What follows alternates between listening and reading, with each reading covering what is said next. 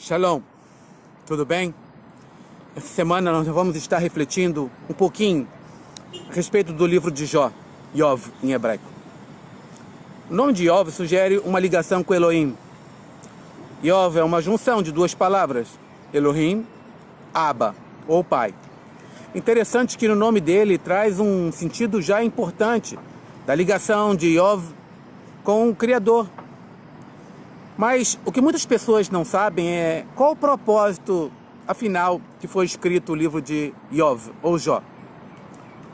Quando pensamos em alguém escrever um livro, normalmente é uma biografia, é o que parece. Mas é um tempo tão curto o qual Yov passa ali, que dá a entender, parece que são alguns dias. Na verdade, não sabemos qual o período que Yov, ou Jó, passou naquele tempo. Mas uma coisa que podemos dizer com certeza é que essa história, ela provavelmente é verdadeira, embora muitos acham que é uma lenda ou apenas uma alegoria. Mesmo porque não há muitas referências a respeito de Israel. E quando não há uma referência a respeito de Israel, a gente sempre tem dúvidas.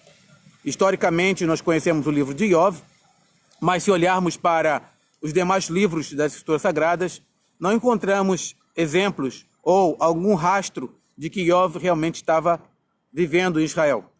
Terra de Uz provavelmente foi no Oriente Médio, em algum lugar por aqui. Vemos então que há uma relação familiar que Yov vivia no Oriente Médio, mas não num lugar determinado. Mas vamos tentar agora observar o que aconteceu, o que acontece nesse período. Nesse período, as pessoas que eram chamadas ricas eram aquelas que tinham muita posse. No caso, Yov tinha 7 filhos e 3 mulheres. 7 filhos significa muita coisa no Oriente Médio, porque cada filho pode cuidar de uma parte do rebanho, pode cuidar da casa, dos negócios, da agricultura. Então, quando observamos o livro de Yov, historicamente vemos que ele realmente tinha uma influência muito grande naquele lugar.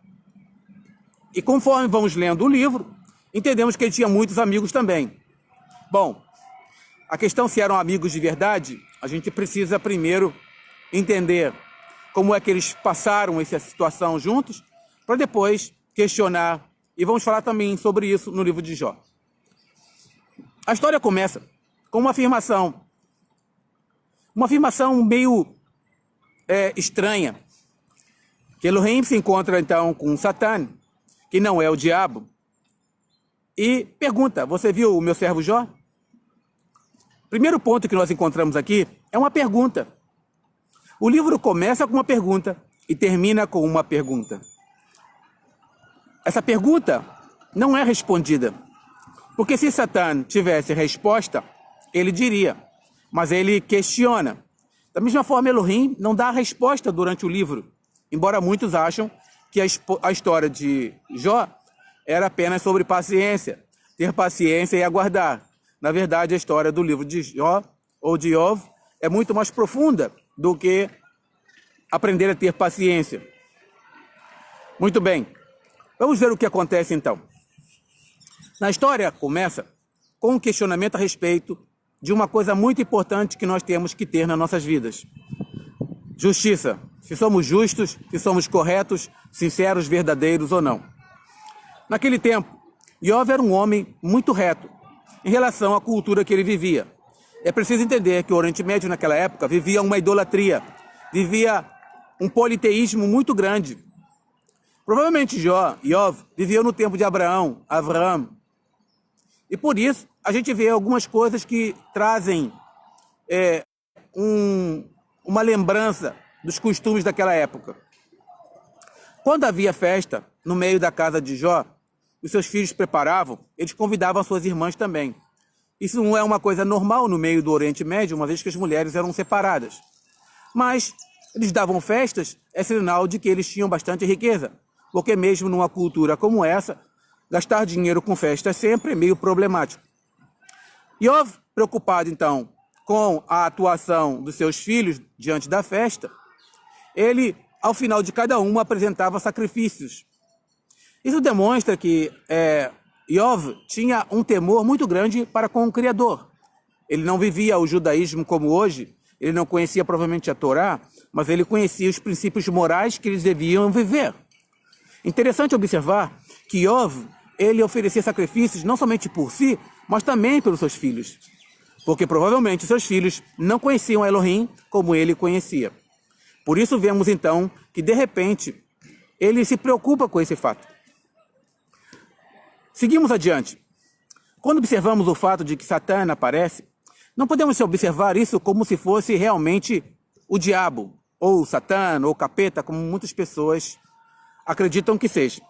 Na verdade, a referência no hebraico, quando diz Satã, de onde você veio, Satã se refere a um homem, a uma pessoa, talvez invejosa, uma pessoa arrogante, uma pessoa que vem questionar a Elohim, como todo ser humano pode questionar a Elohim, a respeito do seu poder e das suas ações.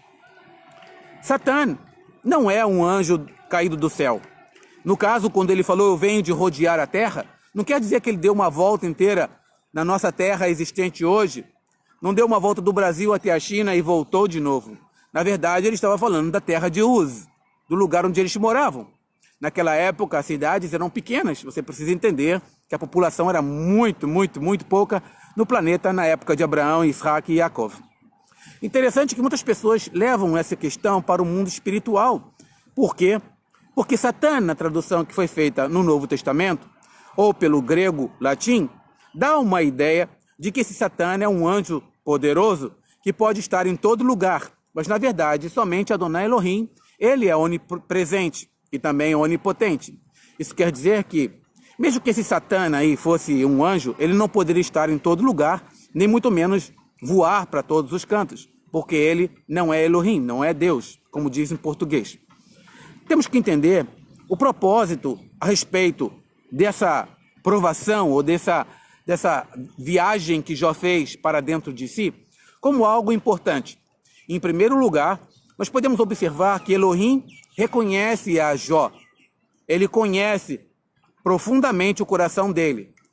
E somente Elohim pode fazer algo assim, interferir na vida, no livre-arbítrio de um homem, de uma pessoa, quando ele realmente conhece e sabe a capacidade de cada um de nós. Será que Jó falhou? Será que Jó provou que ele era reto e justo? Vamos ver isso durante os estudos que vamos fazer. Mas uma coisa é certa. Elohim deixa bem claro que ele vai estar presente em todos os momentos da vida de Jó. Iov. Por quê? Porque ele diz, você conhece o meu servo? Elohim conhecia Iov desde quando ele nasceu. Por isso ele poderia também deixar bem claro que ele confiava no homem. Muitos de nós perguntamos a nós mesmos, quando é que eu vou ser um Iov, um Jó? Será que eu tenho essa capacidade? Será que eu tenho essas condições? Quando você viaja dentro do livro de Jó, você observa que ele era um homem normal. Não era um super-homem. Ele tinha dores, ele tinha enfermidades, tinha questionamentos. Ele não entendia muita coisa espiritual. Ele apenas era uma pessoa baseada nos princípios morais que ele tinha. Mas Elohim conhecia a Iov, sabia que ele podia exigir muito mais do seu servo. E é isso que Elohim quer que nós aprendamos. Que quando nós estamos realmente debaixo do poder dele, andando, caminhando com ele, mesmo que nós estejamos vivendo algum tipo de ilegalidade ou coisa errada, Elohim vai sempre estar depositando em nós a sua confiança. As provações, as lutas, as dores, ou seja lá o que for que nós possamos vir a passar, elas são permitidas apenas pelo Eterno. É claro que existe um livre-arbítrio e cada um de nós pode errar em algum momento e sofrer consequências. Mas nada do que acontece em nossas vidas é sem a permissão do Criador. Ele permite porque ele tem um propósito final. E sempre o propósito dele é soberano. Ninguém jamais pode suplementar ou querer sobrepujar o poder de Adonai Elohim. Vemos na história do povo judeu e nos povos da antiguidade, e quando o homem tenta de alguma forma usurpar o direito ou a autoridade do Criador, ele intervém, como no caso do grande dilúvio da Mabul, e também no caso de Babel, da Torre de Babel, onde ele interviu quando o homem quis usurpar o direito e a autoridade dele. No caso aqui, nós vemos que Jó tinha um certo problema na sua vida que ele deveria resolver. Muitos de vocês já leram esse livro, mas agora nós vamos caminhar passo a passo, estudando essa personagem, essa pessoa maravilhosa, que ensina a ser um servo de Elohim, além das letras. Por que eu digo além das letras? Porque, na verdade, nós não vemos citações da Torá no livro de Jó, mas vemos que ele buscava a integridade e a justiça de Elohim. Elohim não procura pessoas que sejam apegadas à letra, ou às leis apenas, mas que façam aquilo que está no seu coração, que o próprio Criador implantou dentro de nós.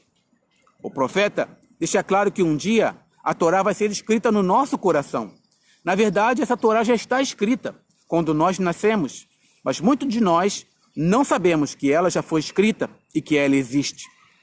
O que precisamos é muitas vezes deixar os livros de lado, deixar aquelas Torás que foram escritas por nós mesmos e nos apegar à Torá que foi escrita no nosso coração, a Brit, a aliança que Adonai Elohim fez conosco.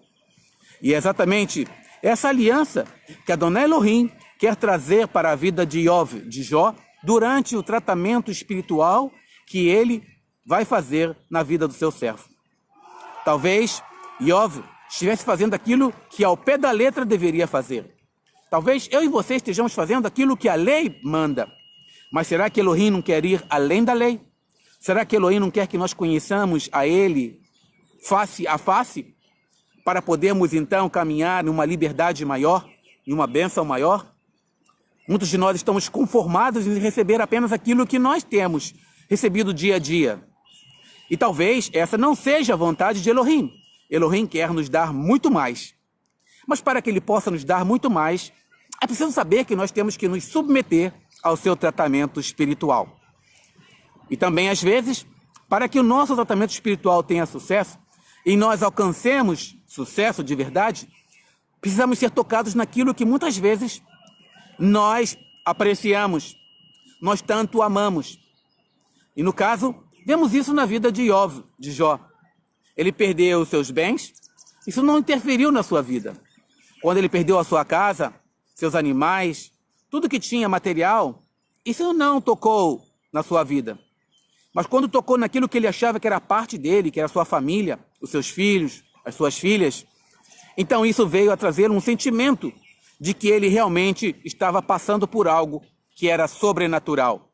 Até o momento em que ele perdeu o que havia de mais precioso, ele não sabia que estava sendo provado. Mas no momento em que ele foi tocado profundamente na sua alma, no seu corpo, em todas as dimensões da sua existência, ele entendeu que Elohim estava interferindo na sua vida finalmente para mudá-la completamente. Você está pronto para ser mudado, transformado por Elohim? Você está pronto para ser tocado por Ele? Talvez você esteja perguntando, mas para que isso me serve? Eu já sofro muito, eu já estou passando por muitas dificuldades, minha vida não vale a pena. Mas saiba de uma coisa, para Elohim, o importante não é como você está agora apenas, mas é como você vai estar amanhã e na eternidade. Elohim quer que nós estejamos sempre ligados a Ele, e não apenas num momento de êxtase, num momento de euforia, num momento onde está tudo bem. Assim como Jó, eu tive momentos bons na minha vida, mas existem momentos ruins, e muitas vezes são esses momentos ruins que nos aproximam mais do Criador e que nos fazem ver quem realmente Ele é. Portanto, vamos estudar e caminhar dentro dessa história linda e maravilhosa de amor incondicional, tanto de Jó, quanto do Criador, e entender que todas as coisas que Elohim faz são boas e tudo o que Ele faz é para o nosso bem. Seja um justo, seja uma pessoa correta, seja uma pessoa que anda na presença de Adonai Elohim, porque mesmo que você venha a ser provado na sua vida, no final você será aprovado, você será aprovada por aquele que criou você e que te conhece antes mesmo de você nascer. Shalom, Shavua Tov Mevurach, Leitraot.